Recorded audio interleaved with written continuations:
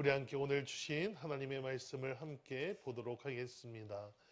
고린도 후서 5장 17절 말씀입니다. 고린도 후서 5장 17절 말씀 한 절입니다. 고린도 후서 5장 17절 말씀 신약성경 291쪽에 있습니다. 다 찾으신 줄 알고 우리 큰 목소리로 한 절이니까 큰 목소리로 함께 봉독하도록 하겠습니다. 읽겠습니다.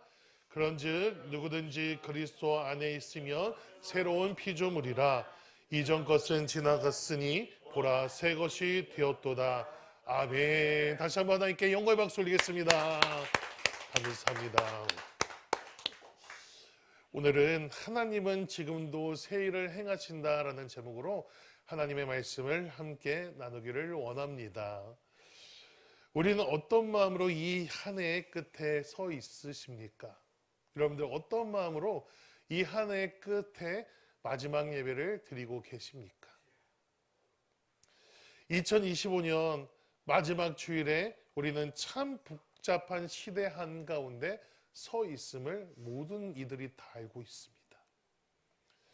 기술은 빠르게 발전하고 세상은 더 편리해졌다고 말을 하지만 정작 사람들은 더욱더 지쳐가고 그리고 불안한 경제 상황과 계속되는 국제적 긴장감 그리고 하루가 멀다고 들리는 그런 국가적인 갈등들, 사고의 소식들 속에서 많은 사람들은 앞으로 더 나아진 삶을 살 수 있을까라는 그러한 질문을 품고 하루하루를 살아가고 있는 것 같습니다. 이러한 시대적 흐름은 교회 안에 있는 우리에게도 예외가 될 수 없다라는 사실입니다.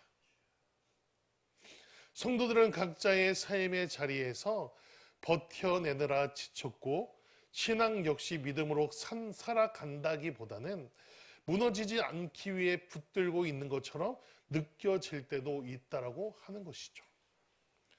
올해를 돌아보면 감사보다 한숨이 먼저 나오는 분들도 계실 것이고 기도의 응답보다 여전히 남아있는 숙제가 더 크게 느껴지는 분들도 계실 줄 모릅니다.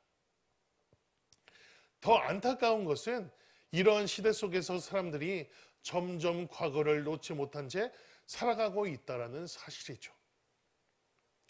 실패했던 경험, 상처받았던 기억, 후회로 남아있는 선택들이 마음을 붙잡고 놓아주지 않는다라고 하는 겁니다. 세상은 끊임없이 너는 이미 늦었다, 이제 달라질 수 없다라고 그렇게 속삭이지만 오늘 하나님께서 우리에게 주신 고린도후서 5장 17절 말씀은 전혀 다른 말씀을 우리에게 주고 계십니다. 사도 바울은 이 불안한 시대를 사는 우리에게 분명하고도 단호한 복음의 선언을 전하고 있습니다. 오늘 본문 말씀, 그런즉 누구든지 그리스도 안에 있으면 새로운 피조물이라. 이전 것은 지나갔으니 보라 새 것이 되었도다 라고 말씀합니다. 이 말씀은 낙관적인 구호가 아닙니다. 현실을 외면한 위로의 말씀도 아닙니다. 그리스도 안에 있는 자에게는 이미 시작된 하나님의 결정적인 역사에 대한 선언의 말씀인 것입니다.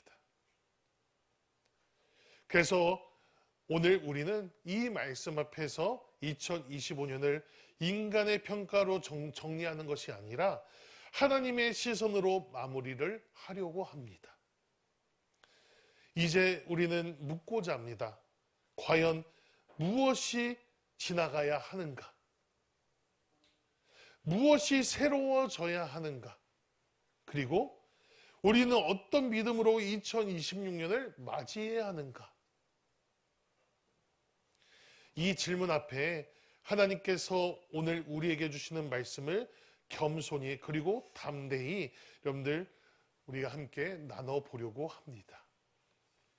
첫 번째는 하나님은 이전의 것에 우리의 인생을 묶어두지 않으십니다. 이전의 것이라고 말씀하고 있습니다. 사랑하는 성도 여러분, 이전 것은 지나갔으니 라는 이 한 문장은 연말을 살아가는 우리에게 가장 필요하면서도 가장 받아들이기 어려운 그런 말씀일 줄 모릅니다. 왜냐하면 우리는 이미 지나간 시간보다 오히려 지나간 기억에 더 머무는 사람들이기 때문이에요. 달력 속의 2025년은 끝나가고 있습니다. 이제 며칠 안 남았죠. 하지만 마음속의 2025년은 아직 끝나지 않은 채 우리 안에 그대로 남아있는 경우가 많은 것을 보게 되는 것이죠.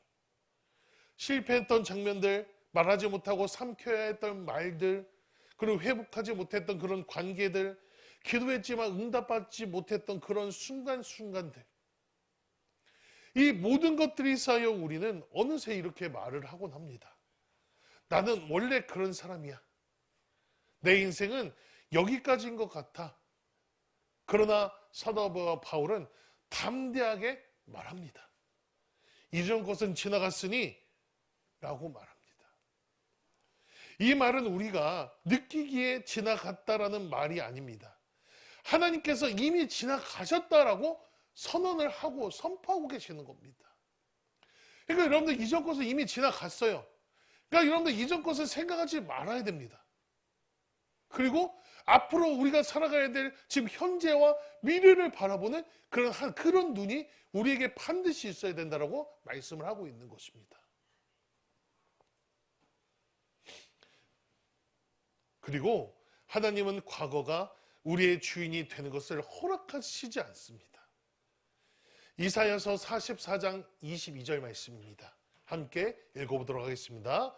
내가 내 허물을 빽빽한 구름같이 내 죄를 안개같이 없이 하였으니 너는 내게로 돌아오라. 내가 너를 구속하였음이니라. 아멘. 여러분들, 하나님은 죄를 덮어두시는 분이 아니라 완전히 제거하시는 분이라고 말씀하고 있는 거예요. 그러니까 여러분들, 예전 것은 지나갔어요. 그러니까 우리가 여러분들 예전 것을 생각할 필요가 없는 거예요. 그러니까 지나간 것을 하나님께서 다 제거하셨다라고 말씀하고 있는 거예요. 그러니까 우리가 실수한 것들 있잖아요. 그거 다 제거하신 거예요, 하나님께서. 회개하는 자에게 하나님께서 찾아오셔서 모든 것을 다 제거해 주신다고 말씀하고 있어요. 그렇게 하나님 앞에서 어제의 실패가 오늘의 우리의 정체성이 될 수는 없는 것입니다. 하나님은 우리의 과거를 부인하지 않으시지만 그 과거가 우리의 미래를 결정하지도 않는다는 사실입니다. 2025년에 여러분들 우리 부산종합교회가 얼마나 다사다난했습니까? 그런데 여러분들, 하나님은 그 과거를 이미 잊어버리시겠다고 말씀하고 계신 거예요. 지나갔어요. 그러니까 잊어버리라고 하는 거예요. 앞으로 새롭게 올 2026년을 바라보고 희망과 소망과 은혜를 가지고 달려나아가라고 말씀하고 있는 것입니다. 그런데 2025년에 우리가 못했어. 안 됐어. 그러면 2026년에 똑같이 안 되고 실패합니까? 그런 생각을 가지면 우리는 하나님 앞에 절대 설 수가 없는 것입니다. 비록 전에는 이러이러해서 안 됐지만 이제는 우리가 할 수 있다는 희망을 품고 하나님께서 우리와 함께 하신다는 희망을 품고 미래를 향해서 끊임없이 전진해 나가야 된다는 사실입니다. 믿으시기를 주님의 이름으로 축복합니다. 그래서 여러분들, 하나님은 과거를 은혜의 재료로 바꿔주시는 분이에요. 은혜의 재료로. 과거의 실패를 은혜의 재료로 바꿔주신대요. 예전에 성공했던 추억들을 은혜의 재치, 앞으로 우리에게 나타날 미래의 재료로 사용하시겠다고 말씀하시는 거예요. 그것을 발판 삼아서 한 걸음 한 걸음 올라가는 것입니다. 히브리서 8장 12절 말씀에 이렇게 말씀합니다. 내가 그들의 불의를 긍휼히 여기고 그들의 죄를 다시 기억하지 아니하리라 하셨느니라 라고 말씀하십니다. 또 고린도후서 5장 19절 말씀에 이렇게 말씀합니다. 함께 읽어보겠습니다. 하나님께서 그리스도 안에서 세상을 자기와 화목하게 하시며 그들의 죄를 그들에게 돌리지 아니하시고. 아멘. 하나님은 우리가 넘어졌던 지점을 인생의 끝으로 삼으시지 않으신다라고 말씀하고 있습니다. 오히려 그 자리에서 은혜의 출발선을 다시 그려주시는 것입니다. 여러분들, 제가 여러분들 오늘 주보 디자인을 보면 이렇게 앞페이지에 이렇게 나와 있죠. 이 앞페이지에 여러분들 출발선 딱 되어 있어요. 이게 말씀 제목이, 말씀이랑 연결을 해가지고 말씀을 묵상하다가 계속 읽어보다가 이번 주 디자인을 이렇게 좀 해봐야 되겠다 해서 이렇게 했는데요. 여러분, 우리가 이제 스타트 라인에 딱 서 있어요. 이미 2025년은 이미 접을고 있죠. 그리고 이제 2026년에 우리가 스타트 라인에 딱 서 있는 거예요.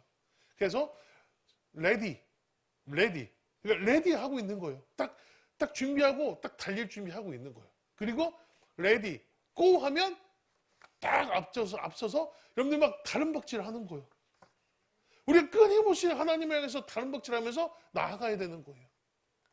2025년에는 우리가 주춤했습니다. 어려움도 있었습니다. 너무 정말 숨막히는 그런 어려움들이 우리 가운데 있었어요. 근데 여러분, 이미 그거는 과거이고 하나님께서 그 과거의 재료를 사용하셔서 우리에게 은혜로 바꿔주시겠다고 말씀하셨잖아요. 그러니까 우리는 2026년 스타트 라인 앞에 서서 우리는 레디 준비하고 있고 하나님께서 고 하시면 우리는 힘차게 달려가면 되는 것입니다. 그 은혜가 우리에게 있다라는 겁니다. 그러니까 하나님께서는 우리에게 그렇게 말씀하십니다. 은혜의 출발선을 그려주시고, 자, 준비됐지? 이제 앞으로 달려나갈 준비만 하면 돼? 그리고 내가 너희들이 달려나가면 너에게 은혜를 베풀 거야. 너희들이 가는 길에 험하고 넘어지고 좌절할 수 있어도 내가 그 길을 끝까지 함께 할 거야. 우리 하나님께서 그렇게 말씀하시는 겁니다. 그래서 하나님께서 이미 지나갔다라고 선언한 것은 우리가 다시 과거를 붙들어야 될 이유가 없는 것입니다. 현재만, 미래만, 우리는 그 현재와 미래를 쫓아가는 것입니다. 두 번째는 새 출발은 환경이 아니라 관계에서 시작되는 것입니다. 여기에 비록 몇 명 되지 않는 숫자의 성도님들이 같이 예배를 드리고 있습니다. 하지만 여러분들, 환경 탓하면 안 돼요. 환경 탓하면 안 돼요. 여러분, 예전의 과거를 탓하면 안 됩니다. 그리고 예전의 영광도 생각할 필요가 없어요. 바울은 새로움의 조건을 시간이나 상황에서 찾지 않습니다. 그리고 바울은 분명하게 말씀합니다. 누구든지 그리스도 안에 있으면 이라고 말씀합니다. 누구든지 그리스도 안에 있으면, 이게 관계라는 거예요. 관계. 하나님과 우리와의 관계를 이야기하고 있는 거예요. 누구든지 그리스도 예수와 함께하면, 그리스도 예수 안에 있으면 그 다음은 내가 풀어줄 거야 라고 말씀하고 있는 것이죠. 이 말은 새해가 왔기 때문에 새로워지는 것이 아니라 그리스도의 관계 안에 거할 때 새로워진다라는 그런 뜻을 가지고 있는 것입니다. 우리는 종종 이렇게 생각합니다. 환경이 바뀌면 달라질 수 있을 텐데, 상황이 조금 나아지면 신앙도 회복할 수 있을 텐데, 여러분들, 그러나 성경은 반대로 말씀합니다. 에베소서 2장 8절 말씀입니다. 함께 읽어보겠습니다. 너희는 그 은혜에 의하여 믿음으로 말미암아 구원을 받았으니 이것은 너희에게서 난 것이 아니요 하나님의 선물이라. 아멘. 여러분들, 새로움은 결심의 결과가 아니라 여러분들 연결의 열매, 즉 하나님께서 주시는 선물이다 라고 말씀하고 있는 것입니다. 선물. 우리가 그리스도 안에 거할 때 우리는 전혀 다른 기준으로 살아가게 되는데, 그것이 바로 하나님의 선물이다라고 말씀하고 있는 거예요. 여러분들, 하나님의 충만한 선물을 받으시기를 축복합니다.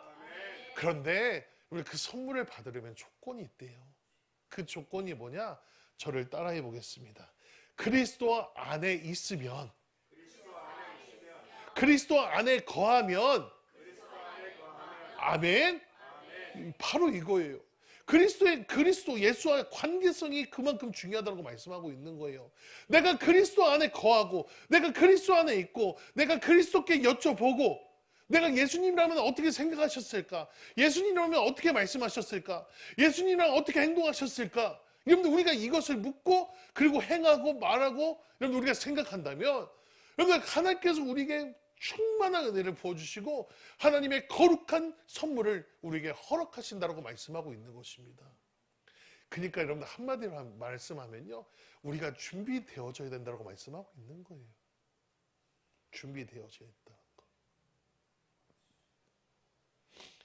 갈라디아서 2장 20절 말씀이 이렇게 말씀합니다. 길어서 여러분들 자막이 두 줄로 나가니까 이어서 바로 읽어주시면 됩니다. 자, 함께 읽겠습니다. 시작. 내가 그리스도와 함께 십자가에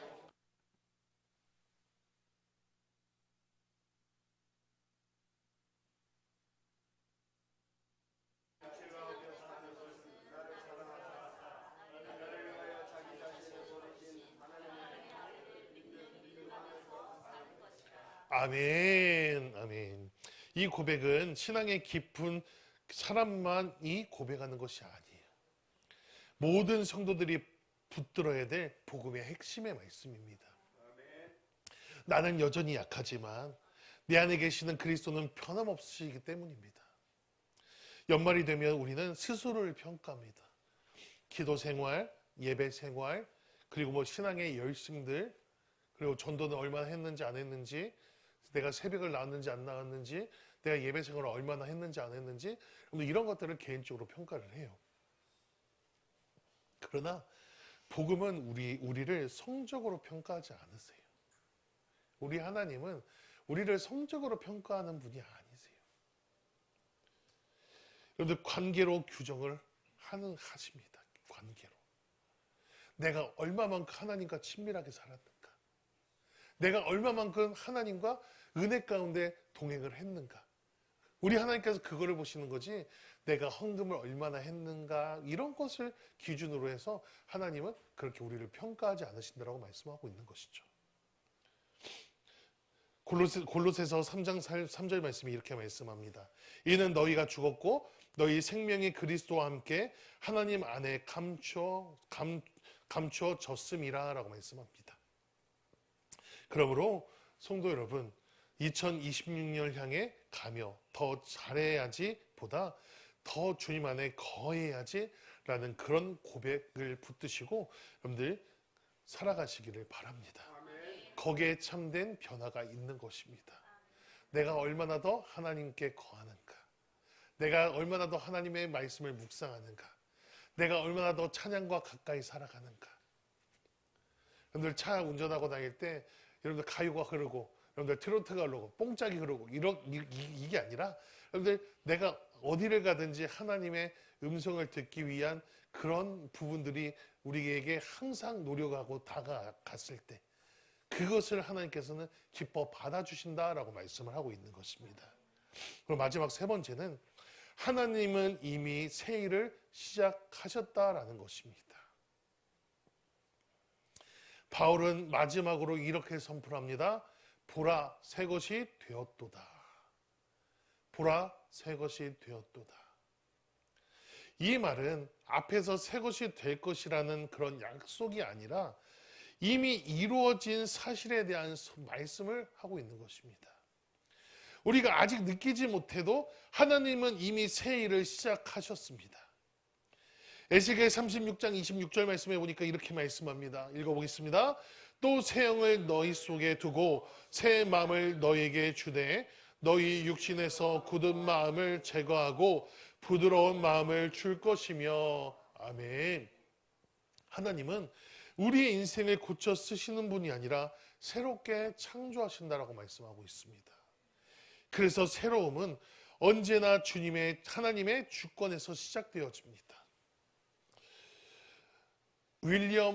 윌버포드라는 그런 사람이 있었습니다. 18세기 영국의 젊은 정치가였습니다. 20살에 하원 의원이 될 만큼 재능이 뛰어났고 사교적으로 말솜씨가 좋고 상류 사회에서 촉망받는 인물 중에 하나였다라고 합니다. 그러나 여러분들 그래서 그의 삶은 성공이라는 단어로 요약할 수 있었습니다. 그러나 1785년에 그는 유럽 여행 중 깊은 영적 각성을 경험하게 되었습니다. 성경을 읽던 중 그는 자신의 일기장에 이렇게 기록을 합니다.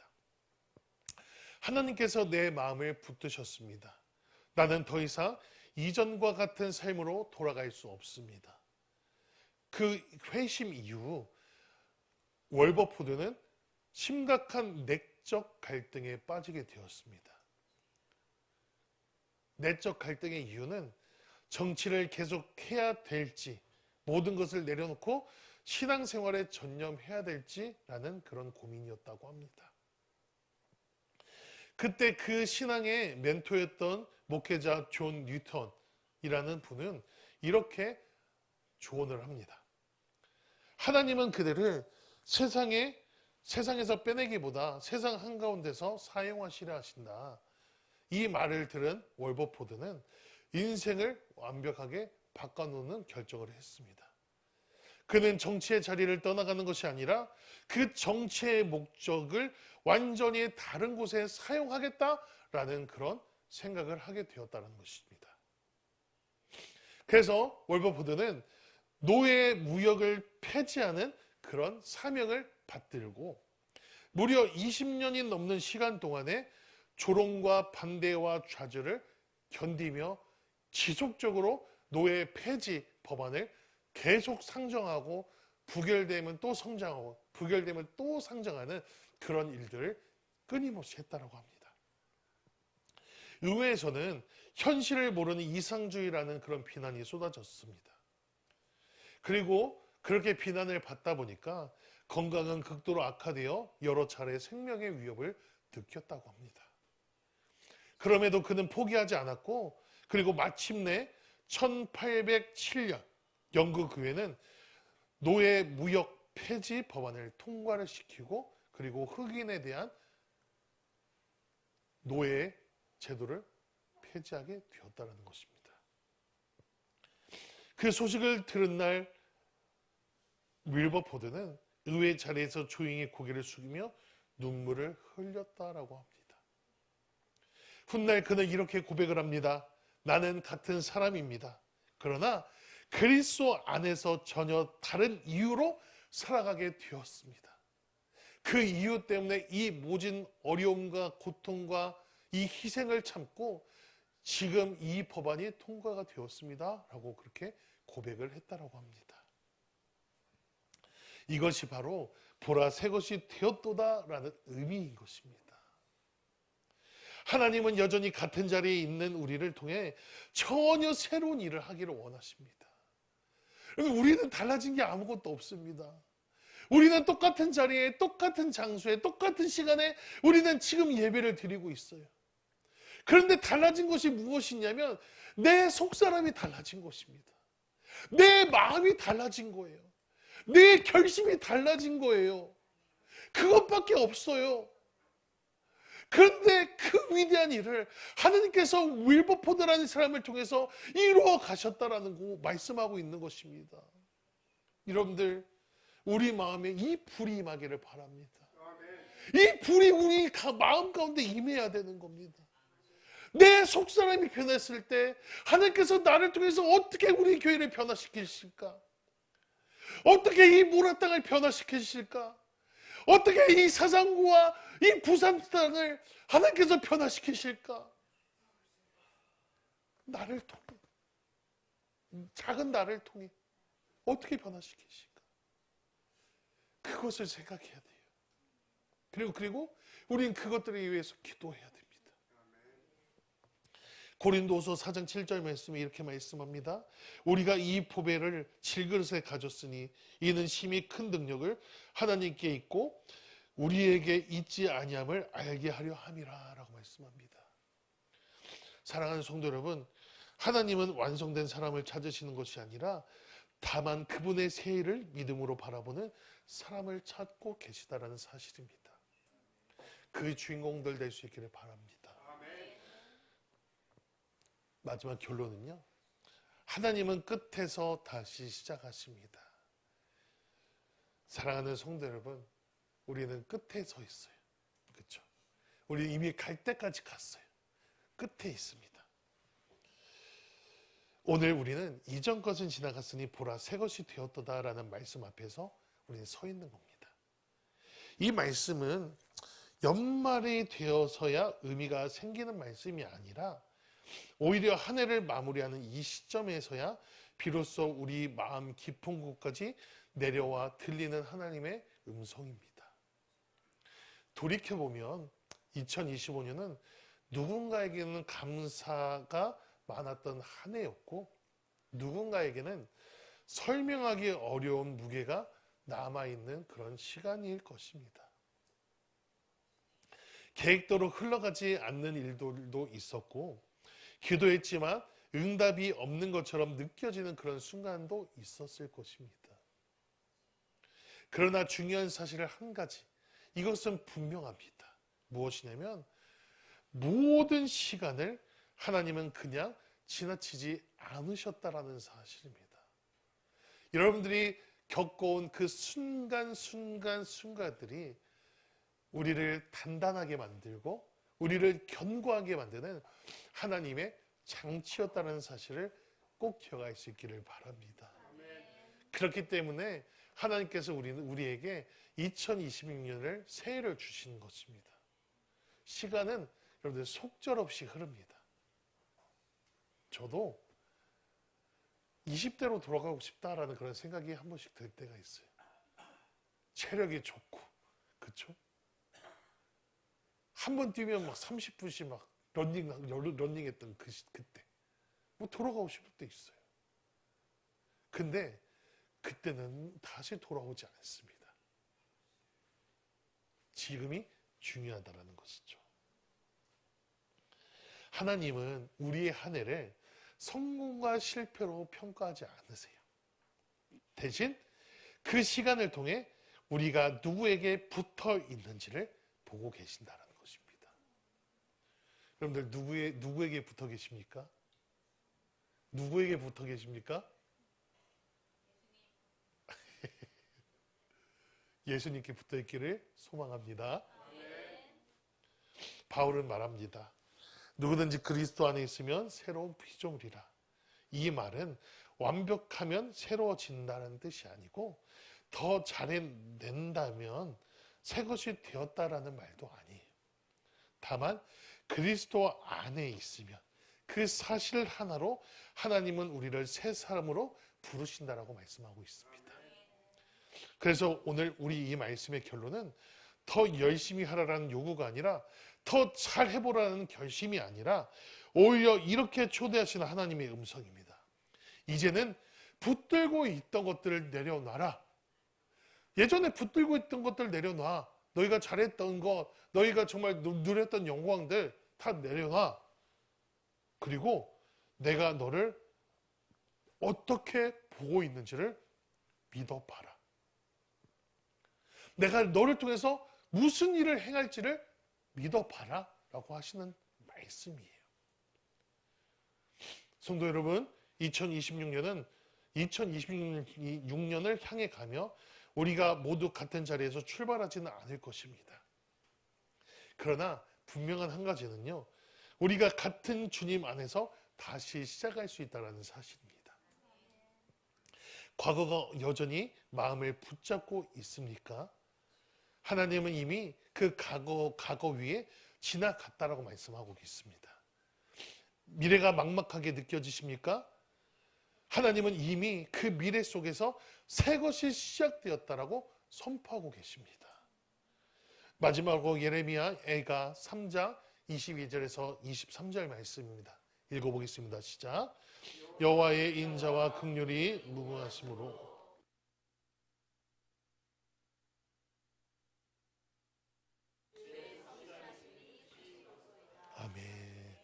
아침마다 새롭고 늘 새로우니 주의 성실이 금이라. 성실하신 주님 여러분들 아침마다 새롭고 늘 새롭게 하시는 그 하나님 앞에 여러분들 선실하신 하나님 앞에 늘 나아갈 수 있기를 바랍니다. 새해를 맞이하는 가장 믿음 있는 태도는 새로운 계획을 세우는 것이 아니라 새롭게 역사하시는 하나님을 다시 한번 신뢰하시는 것입니다. 오늘 예배가 끝나고 집에 돌아가실 때 마음에 이 한 문장만 나와도 충분합니다. 이 한 문장. 어떤 문장이요? 새롭게 역사하시는 하나님을 신뢰하는 것. 나는 여전히 부족하지만 우리 하나님은 이미 나를 새롭게 우리를 부르셨습니다. 그 믿음 하나를 품고 한 해를 마무리하시기를 주님의 이름으로 축복합니다. 그리고 담대하게 그러나 소망 가운데 새로운 시간을 향해서 걸어나가시기를 바랍니다. 하나님은 끝에서 다시 시작하는 분이십니다. 그리고 그 시작의 자리에 오늘도 우리를 조용히 세워두고 계시는 것입니다. 주님께서 우리 모두를 그 은혜의 새 출발로 인도하시기를 주님의 이름으로 축복합니다. 아멘.